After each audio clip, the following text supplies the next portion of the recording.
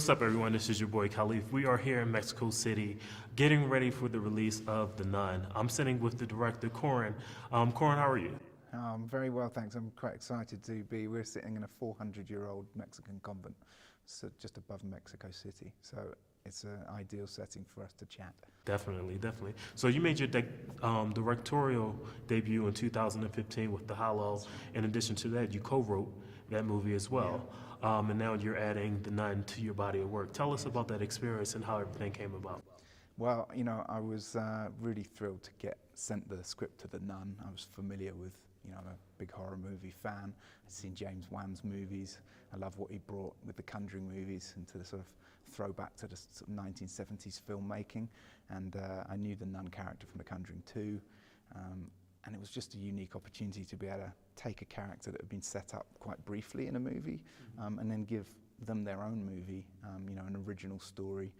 But I was also curious as to where it would take us, because I didn't want to make another movie that was maybe set in a family household, you know, with a setting that I was familiar with. And so when I read that it was set in the 1950s in Romania, in a convent in the mountains, or an abbey, it transported me back to what I loved as a child, and, you know, kind of gothic horror movies, classical old school horror, you know, Dracula stories. And we actually went to Romania and Transylvania and shot. So I realized it was, you know, this was some real unique opportunity. And that kind of leads me into my next question. Out of all the genre of films that you could have produced, could have directed, why horror? I mean, it just feels, it's the one I'm most comfortable in, because I felt so thrilled as a child to watch. For me, it was started with like King Kong, the original 1933 King Kong, and it was something about this creature existing in what appeared to be the real world. This was me when I was about 5 years old watching it. I believed it all to be real. And then I started watching kind of adventure movies like Ray Harryhausen's monster movies, Jason and the Argonauts, then gradually into like horror like Alien and Nightmare on Elm Street, and the sort of 1970s, 80s horror, The Exorcist, The Thing, you know, Evil Dead. And it just, there's something about them that I got a big thrill from watching what felt like almost like a limitless genre that could bring something from another world into our world on screen. Great. So now after The Nun, what's next for you? We have to wait and see. You know, there's a lot of films I want to make. I have a number of my own I've written and developed. I'm excited about other prospects. And yeah, I mean, I guess I'm going to get The Nun out, release out first, and look forward to. It's going to involve some kind of darkness and some kind of monsters of some type, you know.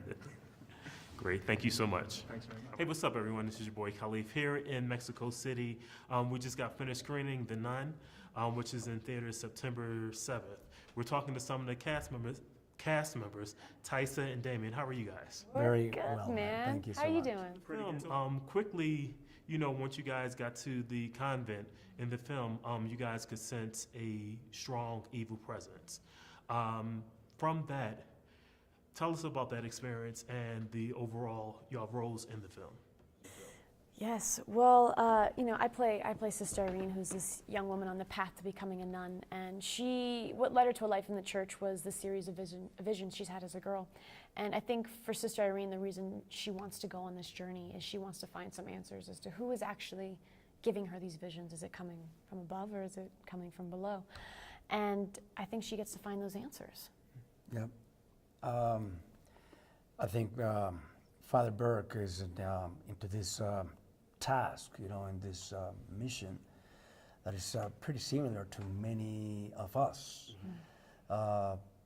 Similar to me, without a doubt, you know, to what I usually go through, exploring my own fears, and that we're also full of contradictions, and we all have our own, you know, demons to fight.